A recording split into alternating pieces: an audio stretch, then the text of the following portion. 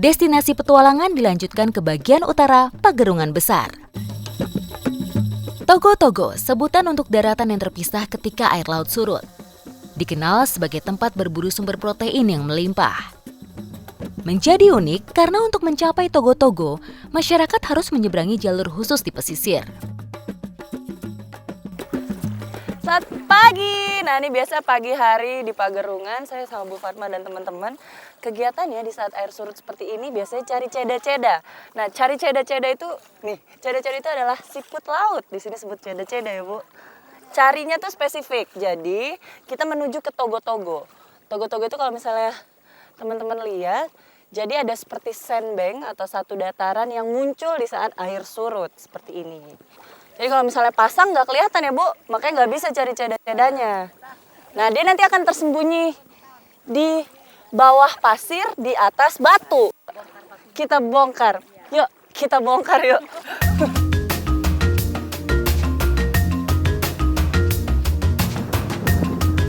Siput laut menjadi target buruan utama. Pagi hari saat air surut merupakan waktu ideal untuk panen siput. Pada waktu tersebut, hewan bercangkang ini biasa terjebak dan bersembunyi di balik bebatuan karang. Tak sulit mencari siput laut di Togo-Togo. Titik potensialnya merata dan tersebar di setiap penjuru pesisir.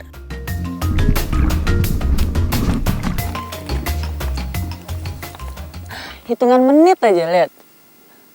Banyak, nah tapi ya itu menuju ke sininya ini, menuju ke Togo-Togonya memang ada jam-jam tertentu dalam satu hari. Hanya bisa di saat air surut, yaitu pagi hari. Jadi ya itu biasanya kalau misalnya pas pagi nih memang banyak yang cari. Cuman ya itu kesulitannya ya. Tadi lihat kan jalannya kayak gitu. Apa Bu tadi sebut jalannya Waige? Waige? Ya Wagi.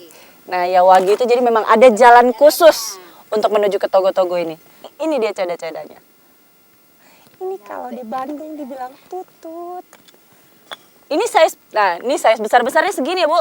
Yang besar ini ya, ini tangan kiri ini ya. Ini ukuran besar ya. Tapi yang besar malu-malu nih, nggak keluar. Nah ini dia keluar nih. Dia ada dua, apa, mata. Astagfirullahaladzim, ada matanya gitu keluar.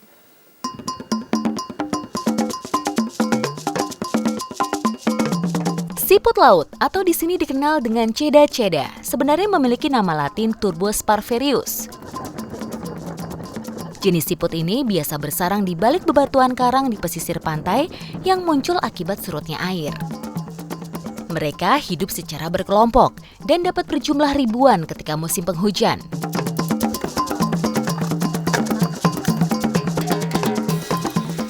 Tapi nggak ini ya Bu. Maksudnya dia tuh satu koloni gitu. Jadi kalau misalnya di balik batu ada satu, nah di bawahnya itu pasir biasanya gerombolannya ada semua tuh. Nah ini juga diambil nih.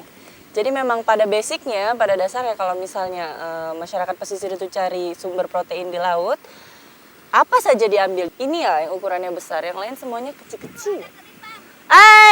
Teripang juga ambil. Peran siput laut ini di pesisir sangat besar.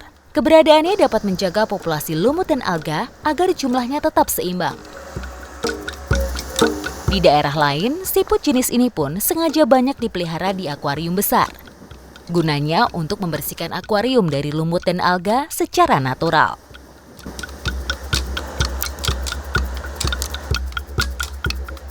Sudah cukup ya?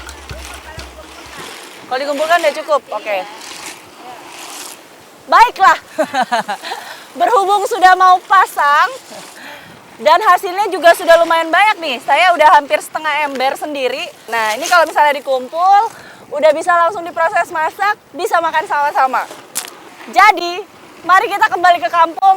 Kita mau bikin masak kuah santan di sini. Sayurnya kuah santan. Sedap. Yuk. Ayo. Oh cuci di sini? Nanti saja. Ya.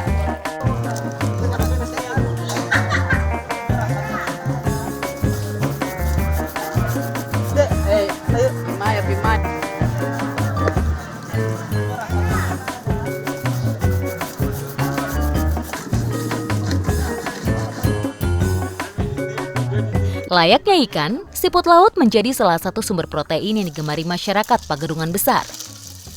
Para ibu biasa mengolah siput laut segar menjadi santapan yang nikmat di lidah. Ya, ini yang kita mau bikin salah satu masakan khas Pagerungan. Jadi siput laut itu dibikin santan kuah di sini. Jadi kebayang dong kalau santan, nah nih. Habis ini nanti diperas santannya. Ini rasanya kayaknya enak nih, kebayangnya sih enak ini. Sebelum diberi santan dan bumbu, siput laut direbus terlebih dahulu hingga matang. Hal ini bertujuan agar rasa amis dari siput hilang. Selain itu, kuah santan diyakini dapat lebih mudah meresap saat siput dalam kondisi matang.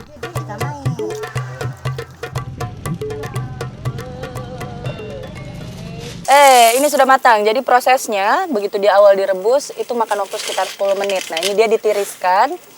Air rebusannya dibuang. Nah, nanti setelah ini dicampur dengan air dingin, dia nanti akan direbus satu kali lagi langsung menggunakan santan.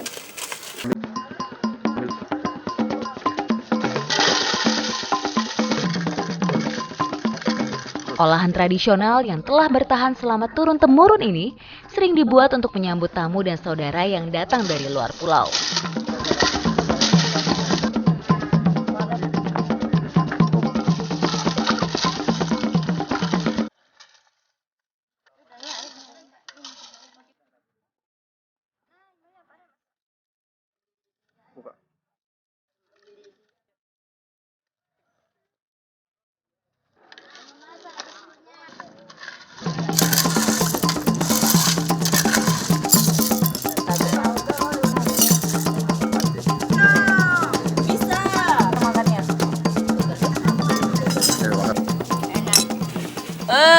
Sedap. Nih si dalamnya. Alat bantunya pakai ini, dicungkil. Karena dia dimasak santan kuah ini, jadi kuahnya tuh betul-betul lemak banget. Enak.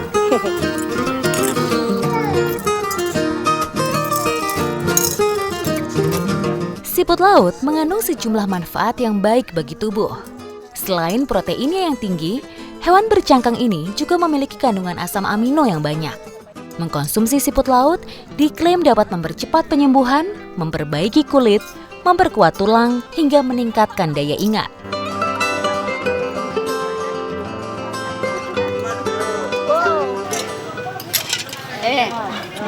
Kukunya? Ini apa? Ini ada di sabun. Ini enak nih kayaknya Bu kalau ada yang ngupasin semua. Boleh Bu.